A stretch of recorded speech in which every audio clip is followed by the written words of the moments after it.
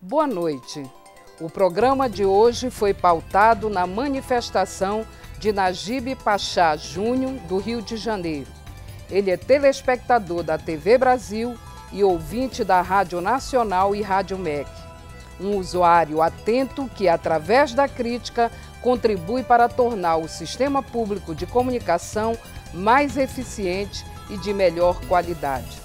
As questões levantadas por Najib nos dão a oportunidade de tratar não apenas da TV Brasil, mas do sistema de rádios e também da Agência Brasil de Notícias.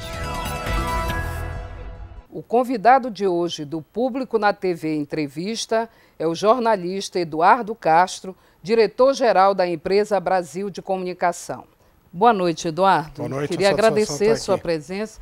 Nós vamos aproveitar já responder um questionamento feito pelo telespectador Najib Pachá. Ele acha que a TV Brasil deve ter mais programas populares para poder fazer frente às emissoras privadas. O que é que você avalia? Depende do que é a interpretação de programa popular.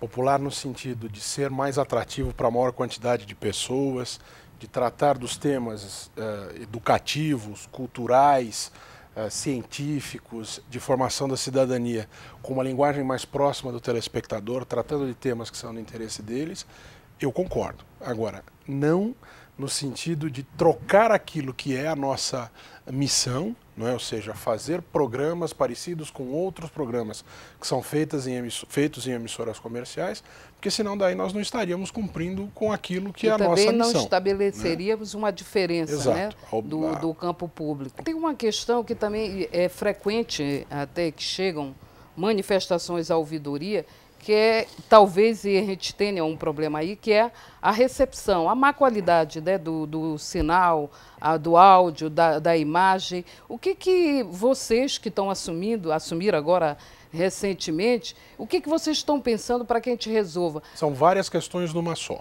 Não é? Uma delas é o sinal que a gente emite a partir dos nossos estúdios, gravados pelas nossas equipes de reportagem. Isso depende da qualidade do equipamento que é usado para fazer a captação, a edição, a transformação em sinal magnético e levar até o satélite. No caso das 4 emissoras, estou falando em VHF, né, em emissoras analógicas da TV Brasil, que são São Paulo é em UHF, Rio, Brasília e São Luís do Maranhão. Nessas 4 emissoras também a nossa responsabilidade é antena e o transmissor. Muito bem, nos últimos 4 anos um investimento altíssimo, como nunca tinha sido feito em emissoras públicas, foi realizado para tentar resolver esses problemas internos da TV Brasil, de captação, de edição, de transformação do sinal. E também de transmissão no caso das emissoras próprias. Mas você também tem a questão nas emissoras dos estados, que não são aquelas emissoras da TV Brasil, né, que daí foge um pouco o nosso controle, muito embora sejamos parceiras, né, mas aí essa questão não está conosco. E também que esse investimento ele foi feito a partir de equipamentos sucateados que existiam nas emissoras que antecederam a TV Brasil. Claramente a TVE e a TV Nacional. A TVE do Rio de Janeiro do Maranhão, a TV Nacional de Brasília. E para completar esse circuito, essa troca toda de equipamentos, a gente se submete aos orçamentos e ao critério de compras de empresas federais, né? Que não é simplesmente ir na loja e falar, eu quero esse. Não, é de ter uma concorrência pública, há de ter, são mecanismos transparentes de compra e isso leva mais tempo do que habitualmente levaria. Mas quando nós migrarmos totalmente e transmitirmos no digital, como que vai ser esse relacionamento, por exemplo, com as emissoras parceiras que ainda não tiverem migrado para o digital? São 2 situações. A primeira, que o sinal vai sair daqui digital ainda é para este ano. Nós estamos terminando a compra do último elo dessa cadeia de digitalização da produção da TV Brasil, produção própria da TV Brasil. São os exibidores digitais. Esse equipamento está sendo comprado agora. Isso é para o 2º semestre sinal no ar. Quer dizer o quê? Que todo o sinal que sair de dentro da TV Brasil vai estar digitalizado. Naquelas localidades onde já houver canal da TV Brasil ou das emissoras parceiras em que ele transmite digitalmente até a casa do telespectador, o problema vai estar resolvido em grande medida. Né? A nossa imagem sai melhor e ela chega melhor. Naquelas cidades em que as parceiras ainda não têm essa condição, né? E que até mesmo que a TV Brasil, em algumas localidades menores, ou que nesse momento ainda não tenham sido contempladas com o nosso transmissor digital lá na ponta, isso ainda demora um pouquinho, mas é também a questão orçamentária. E um outro fato que vai acontecer alguns anos aqui, daqui até 2016, quando acontece o chamado switch off, né, o desligamento dos transmissores analógicos, é que a gente espera estar operando em rede, no chamado Operador Nacional de Rede, que vai levar o nosso sinal mais longe, com mais qualidade e de maneira equânime, não só do nosso canal, como de outras emissoras públicas conjuntamente. A EBC, ela tem condições de observar ou de coibir algum tipo de um merchandising ou até a propaganda implícita? Se a programação vai ser exibida na TV Brasil, ela se submete à lei que criou a EBC e a TV Brasil. Mesmo das coproduções? Mesmo de coproduções. Aquele material que é gerado através da TV pública, ele se submete à lei, por curiosidade, 11.652. Então essa lei, ela veda a programação, a propaganda comercial, né, a venda de produtos através das emissoras públicas. Não só a TV Brasil, como também as rádios Nacional e MEC e nas nossas transmissões via internet. Mas é possível ter um controle disso mesmo? Toda a programação, mesmo dos produtores independentes, não só coproduções, que como coprodutora a TV Brasil participa da produção. Mas aqueles que são entregues pela produção independente, a TV Brasil licencia para passar, são vistoriados internamente antes de haver exibição. Esse controle, nesse nível, ele é da TV Brasil também. E deve ser assim, para que não chegue à casa do telespectador uma propaganda disfarçada nem nada desse tipo. Já que a gente está falando de propaganda, nós estamos nos aproximando aí, né, das eleições. E como é que a TV, a rádio, a EBC está se preparando para essa eleição, para exatamente evitar da propaganda política implícita que muitas das vezes né, aparece? Como é que vocês vão trabalhar isso? Isso é um trabalho que vai ser diário. A TV Brasil ela é apartidária, inclusive por força de lei. Não só porque deve ser assim, jornalisticamente falando, mas porque a própria lei impõe dessa forma. Para se adequar a isso, nesse ano está entrando em vigor o novo Manual de Jornalismo da EBC, que cria padrões de comportamento para os funcionários e também para quem presta serviço à EBC e ainda, eu vou chamar de padrões de apresentação do tema eleitoral ou dos temas políticos, não só na eleição, vou colocar dessa forma no manual.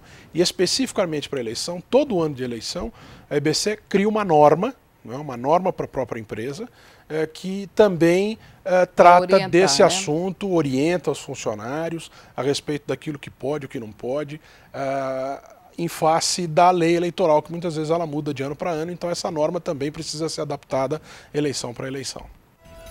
No próximo bloco, o assunto é o Sistema Público de Rádios. Não perca, a gente volta já.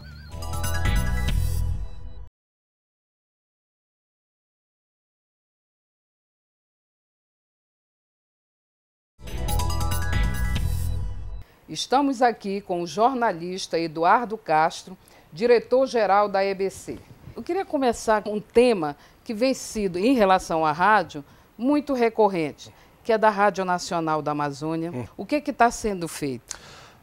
A transmissão em 49 metros da Rádio Nacional acabou de retornar ao ar. Faz 10 dias que o sinal voltou a ser transmitido e já recebemos assim, cartas não só da Amazônia, não é? Como também de Minas Gerais, Goiás, Tocantins, daí já mais para o norte. Então, a resposta desses primeiros dias tem sido muito boa.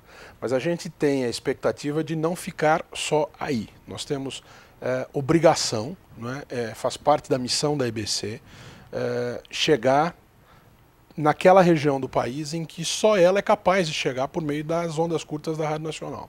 Então nós estamos num esforço para recuperar os transmissores que temos e também para adquirir um novo transmissor de ondas curtas. Só que os transmissores de ondas curtas são muito caros. O transmissor de ondas curtas custa mais de 10 milhões de reais. Né? Então, para fazer... acho que são aqueles transmissores que são feitos sob encomenda, né? Absolutamente sob encomenda. Então,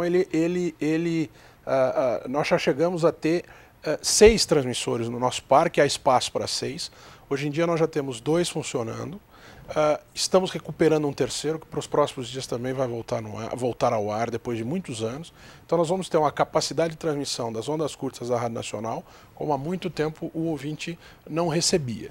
E além disso, estamos trabalhando na compra de mais um transmissor para operar nas nossas diversas frequências. Eu costumo dizer isso, olha o arco de responsabilidades que tem a EBC. Né? E ao mesmo tempo que a gente fala nesse lado do arco aqui de transmissão digital interativa, a gente, no outro lado do arco da comunicação, está falando de transmissão onda curta, ainda analógica, digital talvez num momento mais próximo até do que a gente estava pensando, mas todo esse arco de comunicação é responsabilidade da EBC. E que na verdade reflete esse país, né, continental. Qual é a perspectiva de aperfeiçoar esse acesso online via para as rádios?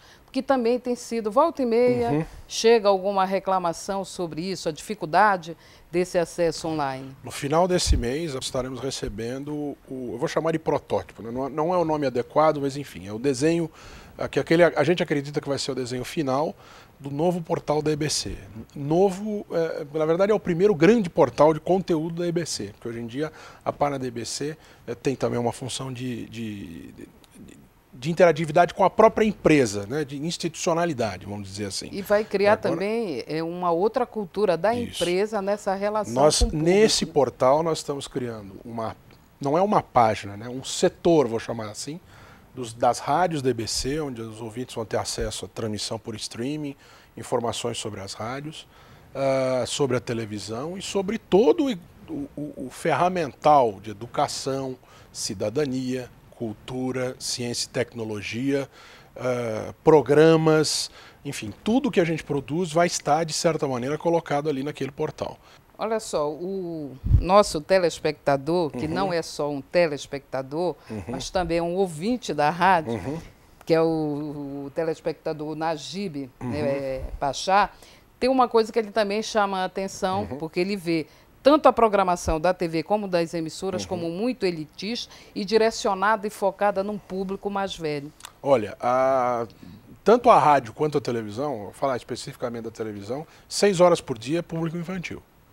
Né? 6 horas por dia, de segunda a sexta-feira, de segunda a domingo nós temos programação infantil. No domingo um pouco menos, mas enfim, pelo menos toda manhã e à tarde nos dias de semana temos programação infantil.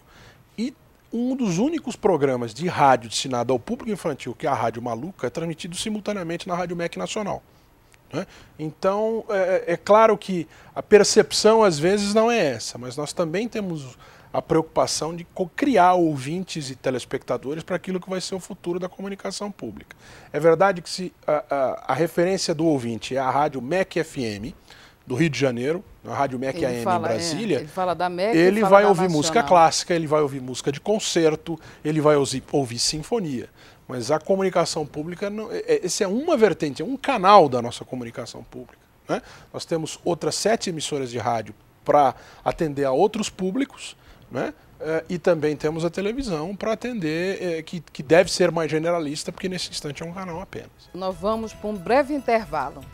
No próximo bloco, o assunto é a Agência Brasil de Notícias. A gente volta já.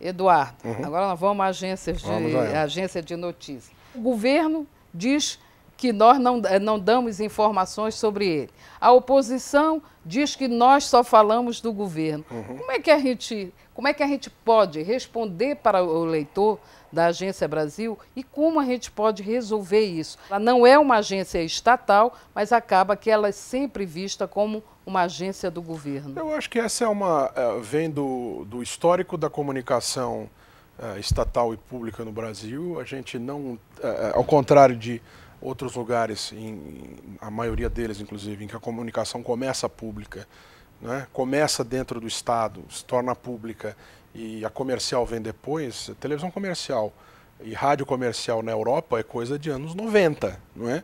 E nós não, nós temos aqui desde a primeira televisão era comercial, as rádios já nasceram comerciais, embora a Rádio Nacional seja pública, mas ela tinha uma característica de competir no mercado e enfim, a nossa comunicação pública, ela foi, a nossa comunicação feita a partir do Estado, né, feita a partir de entes estatais, ela foi, entre aspas, privatizada por interesses desse ou daquele governante durante muito tempo.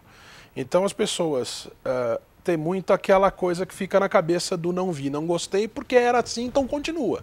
Então o convite que a gente faz, a maior defesa da programação da TV Brasil, das rádios da EBC e da Agência Brasil é a sua programação e o seu noticiário. Ele está à disposição na casa das pessoas para quem quiser ver. E seguindo de maneira mais repetida o noticiário, você vai ver que tem notícias que destacam alguma coisa positiva do governo, destacam alguma coisa negativa do governo, e da oposição a mesma coisa, e às vezes não tem nenhum lado nem outro, mas contaminado pelo Fla-Flu, pelo Corinthians e Palmeiras, que hoje há na imprensa nacional, as pessoas ficam querendo adivinhar se você quer ser a favor ou se é contra um lado ou com o outro, ao passo que você só quer noticiar e informar da maneira mais equilibrada possível. Também depende dos olhos de quem está vendo, muitas vezes, por causa da influência que recebe dos outros noticiários e também da sua própria percepção de mundo. Às vezes até o público interno também vive esse conflito, né? Como dar, de que maneira dar, sim, de como não ser taxado. Esse conflito é diário, né? O jornalista está sujeito a isso. Se ele não se colocar dessa forma, verificar se todos os lados estão sendo ouvidos, com o mesmo tipo de importância na reportagem, não ouvir por obrigação. Eu tenho uma tese, eu saio na rua, confirmo a minha tese e ouço o outro lado só para constar e para estar eticamente. Não, você tem que ouvir com a possibilidade de quem você ouvir em segundo lugar desmontar a tese que o primeiro montou. E isso tem que estar refletido nas reportagens. Então isso é parte do dia a dia do jornalista, não só na imprensa pública, mas também na imprensa comercial. A agência de notícias, pelo caráter público dela, ela não vende notícia. Né? Qualquer pessoa pode reproduzir o material que é veiculado na agência? Pode. Dando crédito à Agência Brasil, essa publicação é permitida. Todo o conteúdo da Agência Brasil é licenciado, entre aspas, licenciado dessa forma. E vocês que estão assumindo agora, quais são os projetos de vocês para a Agência Brasil? A Agência Brasil, ela já é aquela que tem mais correspondentes em Brasília dentre todas as agências de notícias, né? São cerca de 30 jornalistas trabalhando na rua em Brasília. E o que faz dela uma referência em termos de poder público muito importante. Agora, nós também temos a necessidade de sair Brasília, mostrar Brasília a partir de Brasília ou fora de Brasília para todos os brasileiros. Tentativa de se entranhar mais por dentro do Brasil, chamado Brasil mais profundo, e também nas cidades em que nós temos as nossas sucursais e que pretendemos ter ainda mais. Eduardo, o papo da gente terminou. Obrigada pela tua participação, obrigada mesmo. É sempre um prazer, é sempre uma satisfação vir aqui, porque é obrigação nossa vir dar satisfação daquilo que fazemos. Não é apenas fazer, e sim explicar por que estamos fazendo. Muito obrigado. O Público na TV fica por aqui. Espero vocês na próxima quinta-feira. Uma boa noite e até lá.